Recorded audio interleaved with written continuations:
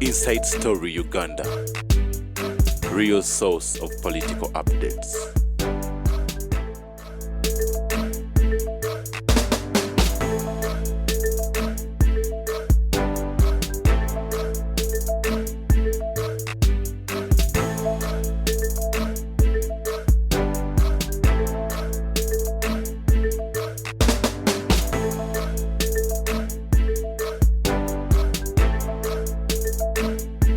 Inside Story Uganda.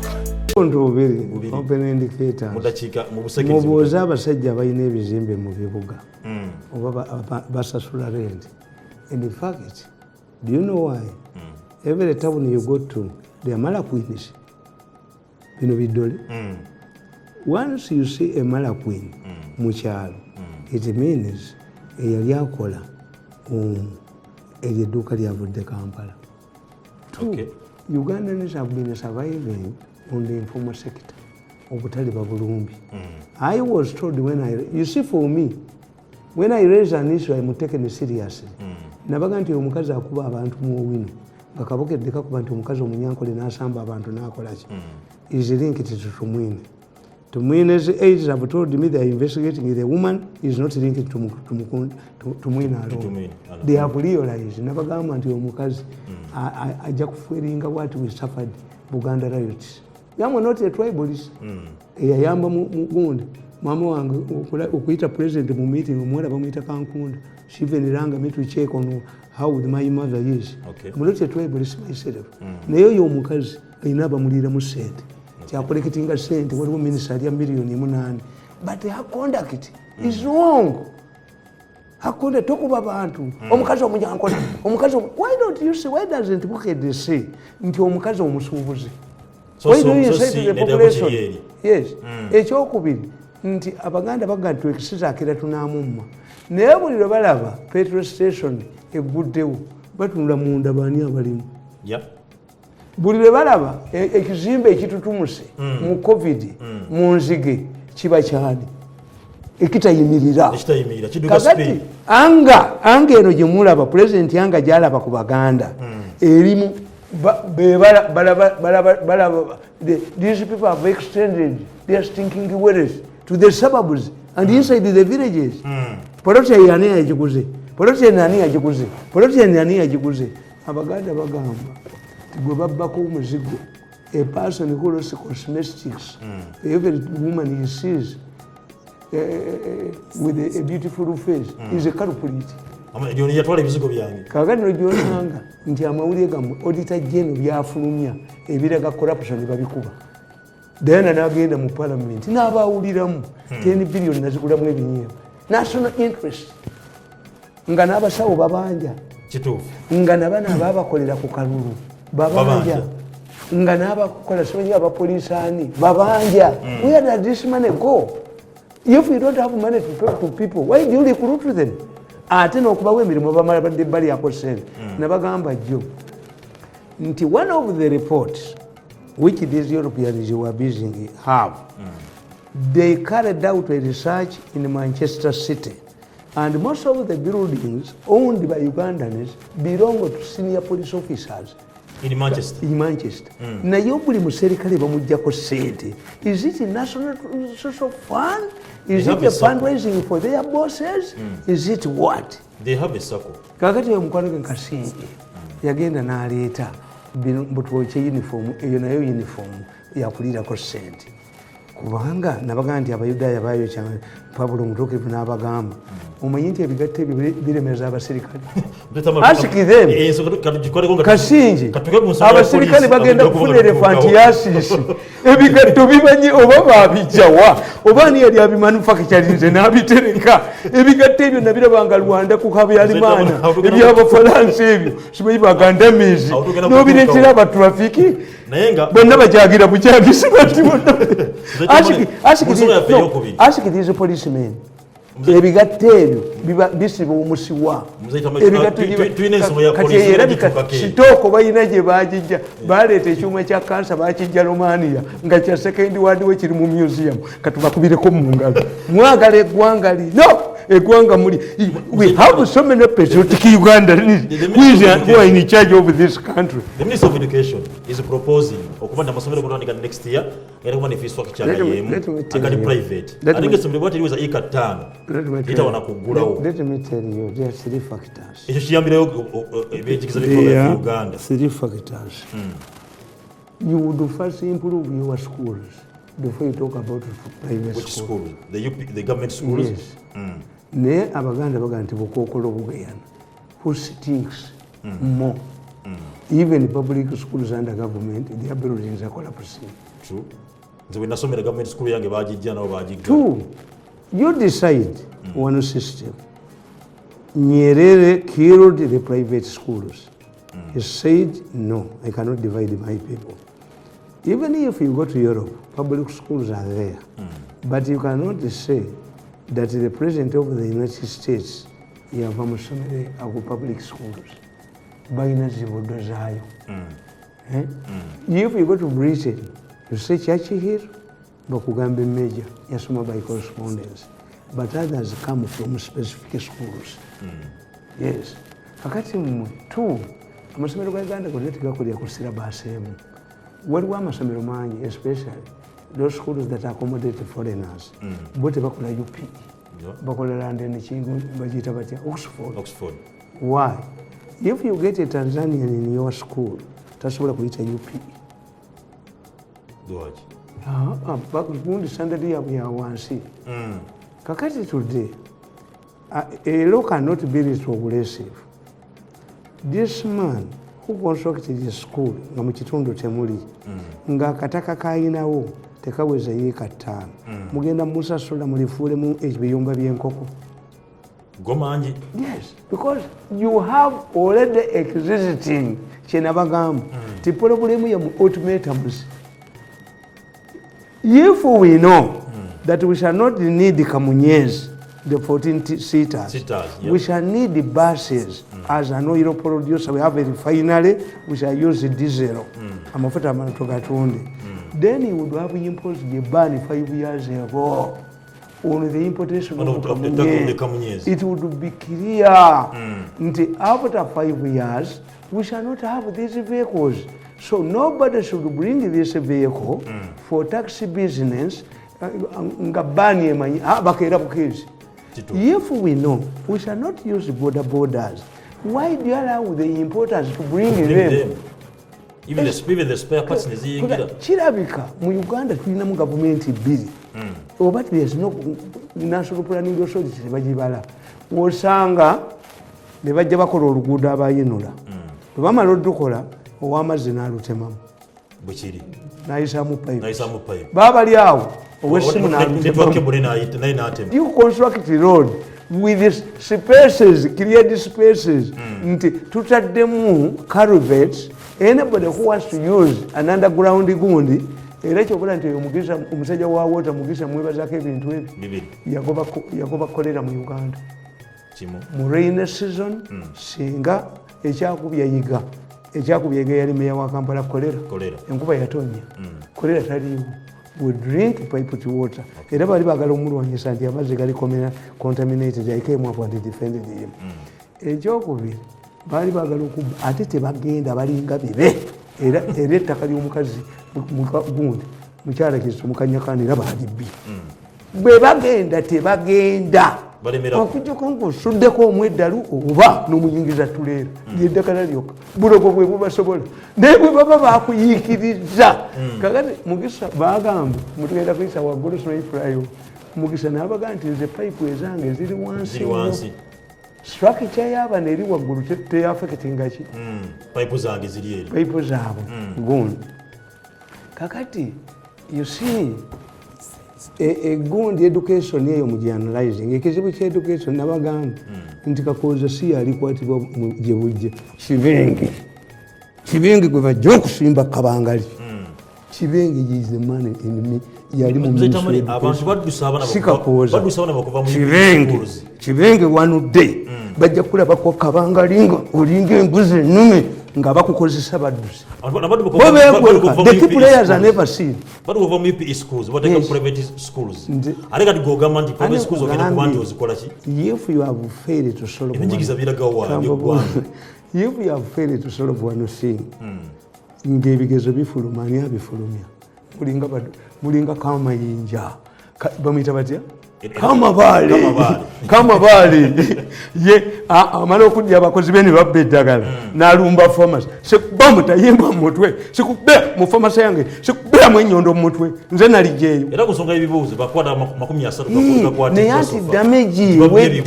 anti damage ewedde ekyo nakyo is an embarrassment ebibuuzo bino ani abivunanyizibwako era okubba kuno ebibuuzo kubulemingani who prints them who prints them because even that one what you don't know schools are commercialized nti abasomesa bwe bayisa abaana nze mbalaba bazi tosobola kunnemba super B simanyani nedda nze abaana bange mbagamba nti bw'osukkuubuna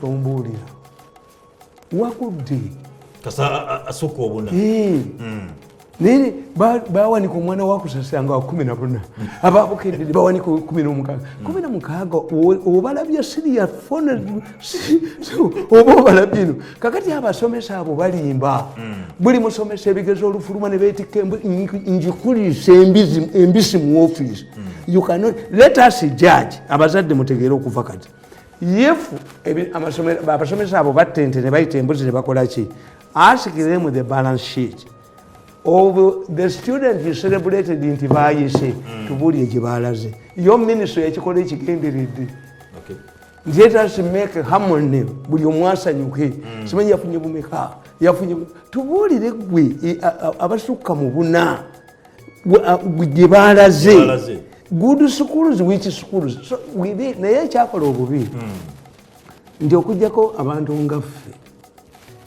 because for me I do things in a good faith.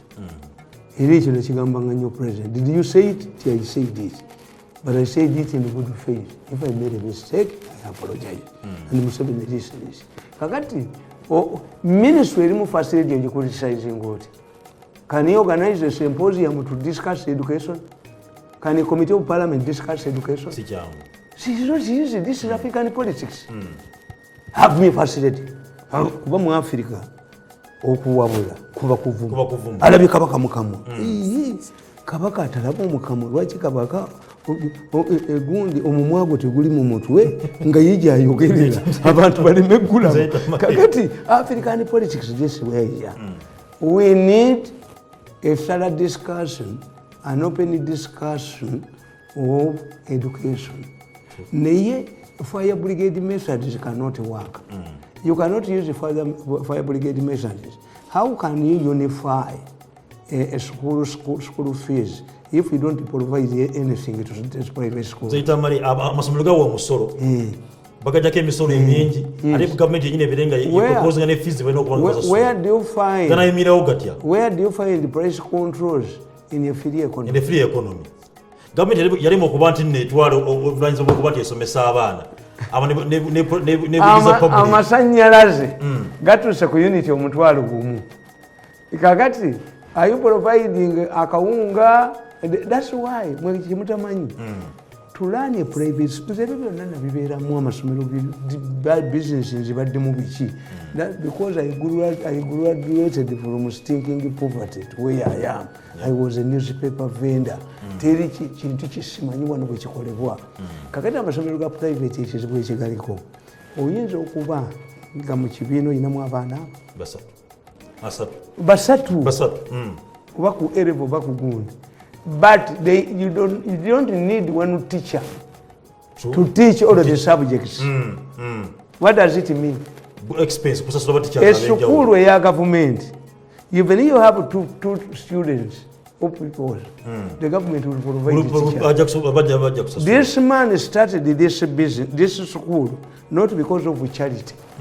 No. If it is charity, how much money do you pay to missionary schools?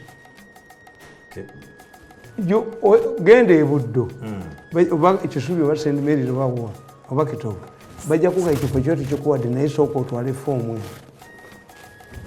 requirements tuzirina kituufu mukwano gwange kumyatwalako omwana ekitende awo so instead of a few bureaucrats Kasajja ne munne Bahati kati abakasajja abo mbayita bakasajja mu education mulimu kibenge be bakasajja gundi buli wamu wonna bakasajja akasajja n'olaba omukazi owa City Council ng'agoba omukazi we Kawolo aleese kasooli we kasooli atambula n'ekisawo kye ebikuta abiteeka mu ki n'olaba owamenvu akamu ku busajja bwange buno obutambala ngati kajja mu kibuga kajja okundaba kakati mbanka yisa mu kibuga ne kalaba City Council nga bagoba abaana ab'ebinyeebwa nekanga naye abo balalu nti nga si balalu kati bagoba baaki ngambeko muzzukulu wange ajabitunde wano ate mwe temutamanyi City Council enforcement people die every day. The department where City Council spends money enforcement kubaluka nze omusajja yabba obutabo bwange musisaamulagira bwajja bwabujjawo ne mulumba ne mukyala ku Constitution Square ne mugawo bujjeewo enkeera yabba bodaboda ali luzira ate najulira alina kufa ategeere nti mu nsi mulimu abakambwe abamusinga so look what safeguard ebyo byonna mukamba buulire abantu nga balina sente zaabwe if you don't tamper with the informal sector with the markets with the tendering emyalo biki ne mulumba ennyanja ne mubbamu ennuni ne mukuba amaato g'abantu ne mukola ki ebyo ebibaggyeko sente tampering with the informal sector. We must even have a minister of job protection and creation. Abantu babere mu info tebalina basabako kintu na kimu. Mwe musoso okubeera mu government. Wano twasurvivinga ku mulembe gw'obwete nga tukola essaawa meka tuyingira nnya tufuluma musanvu. Naye abantu bayimirirawo ku butale. You have invaded markets, you have invaded taxi parks, you have invaded landing sites, you have evicted the people. Kati omuntu atalina waalimanga landlord bamutundiramu. Bamutundira mu ttaka. Governor, all of these things you are doing, CBPR, in 1928, Busoga produced more cotton than Uganda. 1928? Yes. The governor asked his aides, how can this Busoga, who are stubborn, produce more cotton than the Baganda? Abatambulanga wheelbarrow, ng'ekyana kyatulera. Because every tough district commission who was brought in Uganda was sent to Busoga. Okay. In 1919, the Chabazinga was created because the governor found out that he could not deal with the 4 stubborn kings. Nateka Chabazinga and was facilitated. But Chabazinga yabali maru abukodo. Chabazinga inokuzinga banne. Ayinokuba ne scholarship zinayi. Mu Chabazinga idea gye yalese kudduka misinde. Abasoga bameka bagenda mu Olympics. Chabazinga tumukubireko mu ngalo. Kale nkugamba. Nti these issues tesobola kusolvingibwa bakasajja bagundi. I don't strictly me, I have what I call the Kasajjas and the Bahatis. Because nzina twakola even a many time because byali bibibwa nnyo. This is because schools are commercialized. Okay. They use research as an advertising gimmick. Ebigezo bibibwa essomero likole bulungi abazadde bagenda katwala baffe omukulu w'essomero watabawa ssente zaabwe bamusuula omwaka oguddako. Look at the trend of schools. Okay. Yes. Waliwo okubba kufaanana kutya. Okubba ebigezo kusinziira ku bwongo bw'omukulu w'essomero. Some people get papers. Omusomesa n'atababuulira nti zino twazibyeyo nadda ku lubaawo n'azibasomesa abaana. Kakati abo abaana abagezi, what does UNEB look for? UNEB look for by examiners ansanga efaanagana. Kakati when you get a smart headmaster yasomeseza enamba ku lubaawo, what about in the university where you have coursework and discussions? Enamba zijja era omugezi era aziyita. Kakati oyo ali omu. kati ne wabaawo ate agula bano abazokubainvigirators n'abagula bakupe abo babakwata kubanga babakolera kaka era bwe babanga baguze bainvigirators abo bateeka omuntu zino emotoka zaba nezijja zirawunda ziri ku mobile zibuulira banaate kuba interactive trade kakati wabaawo ayina ekide akuba ekide nti waliwo abazze oluyinvigiratnalyokaengalabiye neyetawula ku ssomero nakola ati unless ekenya bagamba ekenya omwana baali basula mu quarters zezimu lizards nezifuluma ng'omu yagudde yayise bulungi nnyo the organized a party for the other one this one hanged him herself eyagudde yalaba nga attention yonna eri ku eri there was a proposal nti results zireme kulangirirwa ekyokubiri ab'ekenya kye balina era kati results zalaze public schools zakoze bulungi abasajja b'ekenya bakugamba ti bw'oba omwana wo teyayita mu UPE ate mu masomero gaffe aga secondary togendamu tajja gwewasalawo olina sente ezo naye kakati nze ŋŋamba omwana ayitidde mu kasomero akabi n'afuna first grade ate n'omutwala mu ddungi eryamugaana luliko senior fo eryamugaana limutwala ku A-level. These things don't need ultimatums. These things don't need excitement. These things need people. Mwe muli mu gavumenti, muli mu mamotoka gammwe, agabbi gabatuukirira, agabbi gakola ki. You don't solve, a mafia cannot solve problems. A mafia diverts, a mafia takes advantage of a government policy. Nabagamba, tekati kasoli temulaba. Baali bagambye, ayina kubeera cleared by GOND, the National Bureau of Standards. I asked you, if the National Bureau of Standards was not considered as a serious item during COVID, where you had to give money, to give people food, before the National Bureau of Standards comes in, mujiwadde machine empya, will the schools and other institutions wait? Baali basazeewo amaduuka agaabwe gokka era bajja galistinga. If you want to buy gundi ogenda mu supermarket gundi because they don't operate on business acumenship. Bw'oyagala egundi ennyanja ogiwamba n'okuba abantu amasasi n'obakuba amasasi n'obajjamu ennuuni lwaki gw'omukasa nedda muserikale gwe ate family y'omuwova bagimanyi. The man was being terrorizing the lake. Family y'omuwova bagimanyi ne muganda bagimanyi abavubi bakulinze bulinze kukwate ng'ekyennyanja kivudde mu nnyanja ennyanja gwemukasa habba ennuuni oba ennuuni y'abantu gwemukasa. President n'agenda ku myalo egyo n'agenda ng'abuuza abantu tabeera shocked ba widows ne ba orphans baba bebatidde mu nnyanja ab'amagye abakazi bebakwanye olw'okuba baba baabwe tebakyasobola kugenda mu nnyanja. Museveni alina ne sappooti y'amaanyi nnyo. Abaganda baga nti ennyanja tejjula. Singa Museveni yali talina sappooti singa yagwadde kuba effort yonna gye bakola ya busuma ya bujozi naye nga tebamanyi tihaze bearing on this. Bannayuganda tebaagalako byabwerere. President Museveni ennaku z'omwezi nga 12 omwezi ogwokutaano kyakasiddwa nti agenda kuba centralizer president omupya era nga omukolo ogenda kuba gubeerako abantu ab'enjawulo era nga president abantu abayitiddwa ku bamu ku bakungu abayitiddwa okuba nibabeera ku mukolo ogwo genda kuba president Uhuru Kenyatta ow'e Kenya, omukyala Samia Suluhu ow'e Tanzania, omwami Ramaphosa okuva president w'e South Africa, Salva Kiir okuva ne Southern Sudan, Paul Kagame ow'e Rwanda, Felix Tshisekedi okuva e Congo, omukulu Theodore Obiaga okuva Equatorial Guinea, omukulu Mnangagwa ow'e Zimbabwe wamu n'omwami Edgar Lungu okuva e Zambia. Bagenda babeerawo ku mukolo okuba nti no babeera nga President Museveni alayira wamu n'omwami Ekon omuyimbi agenda kuba nti abeerawo. Omukulu obadde ogerawo neno tulaze nti nno oba oyita abantu ku mikolo giyitawo abali concern abantu bano abayitiddwa okuba bagenda babeera ku mukolo guno balina mugaso ki tubafunamu ki? African tradition, African solidarity, we are members.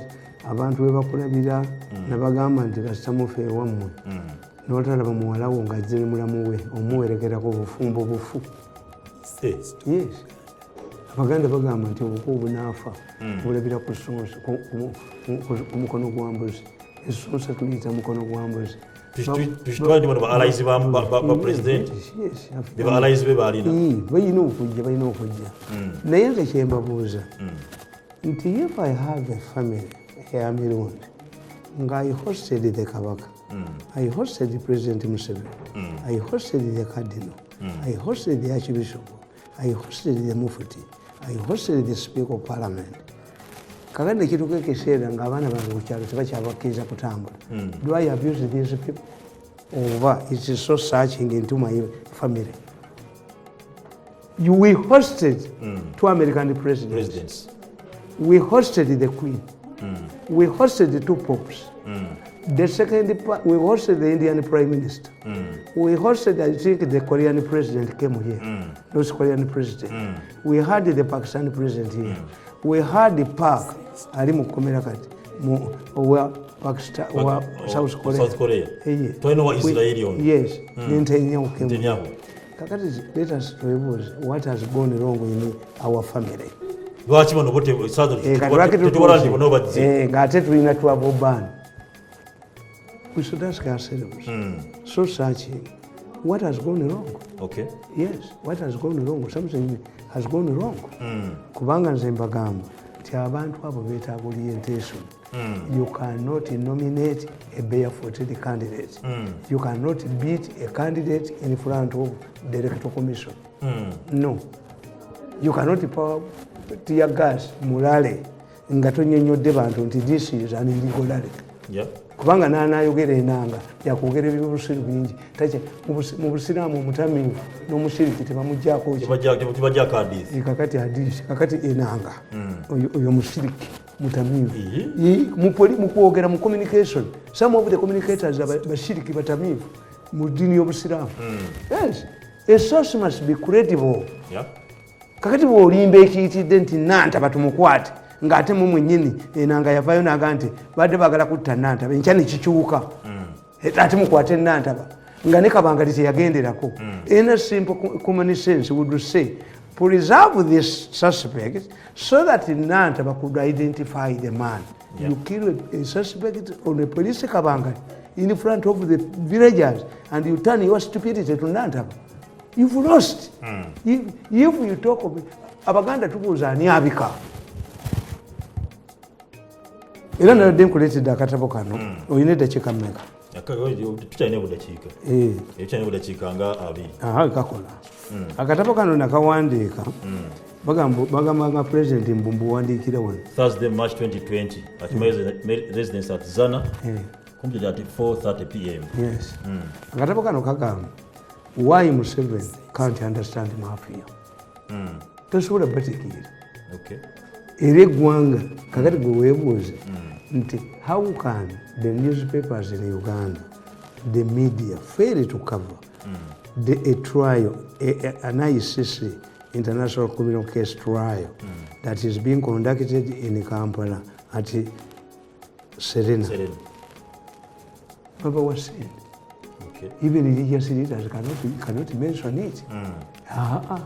Religious Jomugandura Vamugobe Kubanga Diana Alessi wano achinja ayina zamuleetedde endiga ze ne zigaana ye bwe bamugema endiga zigaana. This way the problem is kakati nabagamba nti a problem bano gye bayina yaliyo mu banooma nabagamba nti why Museveni can't understand the mafia. Once upon a time, there lived only one Shikobla in the entire city of Rome. As the economic dynamics dictate, a pure monopolist enjoys a lot of privileges, while he remains the sole provider of a service. This Kobla enjoyed immense influence and respect and was actually revered. Like other celebrities, he lacked discipline and often engaged in wrangles, fighting in bars, and snatching other men's spouses because of his unique services in town. During one of his regular brawls, he killed a fellow patron and was arraigned before court. During his absence from the city, those with the need of his services suffered, and nobody took advantage of it, making him even more important. The day he was going to be sentenced, the courtroom was filled to capacity, and others followed the proceedings from outside. Before passing the verdict, the judge perused through the evidence, incriminating the cobra beyond reasonable doubt. It was clear that he was going to lose the case. The judge, however, asked the cobra to tell the court in mitigation why he could not be penalized in accordance to the laws of Rome. The Roman tradition was that once convicted, he would pay by his own life, death sentence. It was at this juncture that a man inside the courtroom stood up to raise an issue. I quote him. "I have something important to tell you, my lord," he said. The judge allowed him to proceed. I quote him again. "As you know, this is the only cobra in this city. His demise will mean that we shall lose his services forever. All of us here know that if he dies, we shall suffer." The judge asked him what the court ought to do, given the crystal clear evidence against the cobra and in the face of the Roman tradition that had to be maintained. The man stood up again and clarified that although the Roman justice required the convict to be killed, it did not mean that the killer himself would die. This meant that what was needed was to kill a person to satisfy the spirit of the dead.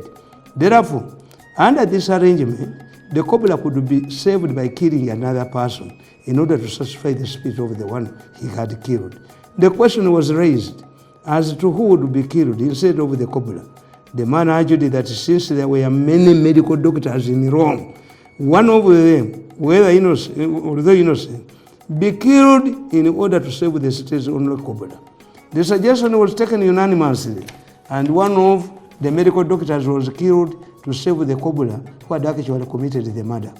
In my earlier submission, unlike past religious leaders who were more interested in holistic missions, the current crop of religious leaders is man-oriented. Some of them are involved in the criminal activities like land evictions. This is how they have forged a strong bond with the mafia gang.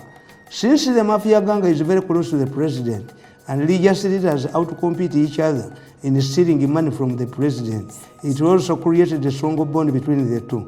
The mafia gang can easily facilitate the religious leaders or any other person access to the president. This is so because in the attempt to succeed Museveni, the mafia gang needed the backing and support of religious leaders. Religious leaders who are expected to protect the public interest, just like past leaders, have joined the mafia gang. In case of kakati nkubuli anegama, ntibatta cobra yeyatta omuntu. Nebaga nti cobra bumumuta ani anakolenga. Kakati nebaga muteyo innocent dokita kuba bo bangi. Kakati bano oyo side director akolo ye principal yakolerako. Bwabaawo ababye sente z'ekatosi akwata byandaala. After 5 years byandaala ne bamu founding innocent. Naye nga kuba omulimu gugenze. Bwe babba egundi balumba Bank of Uganda ne babba bokka bagoba omusajja omunyampi Malinga. Nokulima ne yebamba nga emigubu gyambiri na Mandela bayola Malinga. Nabana abanyampi ababiri zetamana kadi katugwako abakukuba nabakirwa ku bantu bajja kubeera ku mukolo president alayira bagata kikugwanga kagata kankobolire. I read and laugh about that Ziwa ranch. I wrote a book 15 years ago about that ranch. Simple, very simple. Captain Roy imported those white rhinos himself and established that sanctuary there on his own money. There is no problem with the land. There is no problem with the safety of those rhinos. The Chinese criminals who wanted to take the horns of those white rhinos are conniving as well with authority and other mafias. Because the Chinese criminals know that if you are free to sell a rhino or ivory from a dead animal, if it dies of disease or old age. The purpose of removing the white rhinos to the national park by Musinguzi is influenced by the Chinese criminals. Challenge me, I play the tapes. Obulina. Challenge me, ladies and gentlemen, I play the tapes. Video and audio. Okay. And we must say, why have we been invaded by Chinese criminals? Because I ask, Tanzania had a long relationship with the Chinese. Why are they not creating, involved in high international criminals? I've told you. Among the 32 people who are charged by the International Criminal Court for extracting human organs, 2 are Chinese nationals, a Congolese and a Rwandese. Somebody came from Rwanda and said, do you have the pictures? Tukuwerewe mitwala hata. Yekagama asekula musekule. Yekagama ajja kusekula musekule. Sibya wano byawo. Yekagama. Banga mwenye kitegeeza. Why do you have the Chinese, the Kenyans?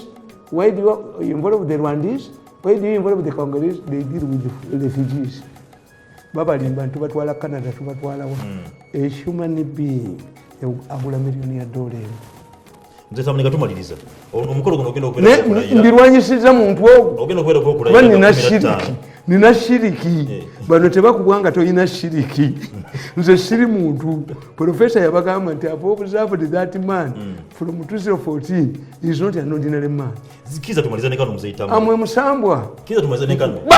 Omukolo gw'okulayira gw'okulayira bejjo lyonna ne weepangira kukutta mukazi wange ne weepangira kwa ne bomutu ogwo ne bomutu ne weepangira kupologolo ne bomutu ne ngusekula ne bomutu ne ngusekula ate kati okuddamu okuneereegamu bajja kwekuba amasasi mbabuuliridde wano.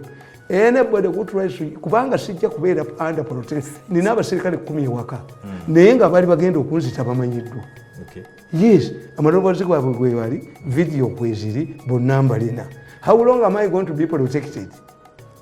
Kati okuddamu okumanyira bulenzi mwe ngenda kuyingiza tuleera ngenda kuddala ddunga enkuba tetonnya mulyoke mutegeere nti amaanyi tugayina agamungu ge tutalina naye gali tugayina agatenze eggulu tugalina. Enyondo yange gyenyambala ogimanyi amanyi amaanyi gayo enyondo yakiwanuka bamuyita ekiwanuka omulalu yakuba enyondo kiwanuka akuba nyondo ye mukazi akuttira mu nnyanja dungu ye wabe naye kiwanuka akuba nyondo ba akatwe n'okaasa nga tetuvudde nawaka ekyogoli obulenzi buno ekyogoli nno nolibufuumuulamu kati buli wankosaamu butudde buti. Why do you bother him? Mwali muntakula yaliramu. Did you consult him before you came to attack me?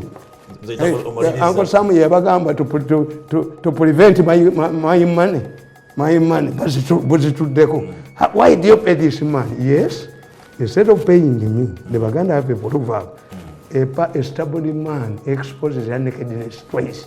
Bagatula bulungi wesi nti atenezia nti kakati instead of paying me the 5 billion you confiscated, you stopped me from coming to me. You have so far paid $18 million. You are looking for donors from Oman, money lenders, and the lawyers are demanding an additional $12 million. Kati singanze mwamusose singa mwakwata bilioni zange 5 ne buzimba singa nabafaako da nzeta amaliriza bawulidde kakati nga tumaliriza wadakika kamu kano ngawe tubali twogera ku mukolo gw'okulayira omwogezi w'amagye yavudde jo Flash Pekoso n'ayogerako eri eggwanga ng'alaga nti waliwo akabinja akayitibwa Times Now kali based in South Africa kateekateeka okubandikaga mukazi tajja kulayira era bagamba bagenda kakurasha ebyo byonna kasonze ensimbi nga batuze ku Sun Hotel wansi mu Victoria izibira obukadde ataano obali batekawo okuba nti ebyo bya bulimba. If Ramaphosa is coming here, it means you have excellent relationship with South Africa. Nera mu South Africa eyo banayuganda bafudde ne baweranga Tamale mpuliriza banayuganda babe ne bagenda ku sisi ne batambula nga bawakanya okulayira kwa president. Yes, but sabotaging an election if you say that kubanga bo tebaweyinga bigambo byabwe. If you say that people in South Africa are organizing to sabotage the swearing ceremony, security ya South Africa inzo kukiza president wayo. Do you know that during the swearing ceremony ya President Museveni, bakubira wana abakulembeze, including the Nigerian president, I was summoned to Nigerian court to testify. Foreign minister bamugoba. Nga bamugamba, why did you allow our president to go to a situation which was dangerous kakati ono byekuwaso impact yakyo tagimanyi tebamanyidde gundi channels. Two, security yonna ebeera fanya fujo woone mu Europe olabamu abakalakala ne muntu. Yes, if you have known the information, why don't you correspond with your security people there in South Africa? In South Africa. Two, when are they collecting money? Bano Uganda babbi nabaga nti akamyu tekayinza kuvamu kidomola ky'amata nimbaga ayina Ugandans oba kabaka mayika yatambulanga e Bulaaya nga tajjayo sente. How could Ugandans buy an armored car for Bobi Wine? Kakati when these South African people in South Africa fetwakirabangako wano abaganda bakuŋŋaanyanga sente nti bazitwalira muteesa naye nga bazibbira wano. Okay. The South African people, these crooks in the South Africa, how much money can these your people create money to sabotage? Certain information is reserved for your celebrities. Abantu ne baga nti kakati was scaring visitors to come. A general who is informed is telling you that the people are going to sabotage the function. Nenzija head wa security nakizo omugenyi ajje mwasoma nnyo mwasoma nnyo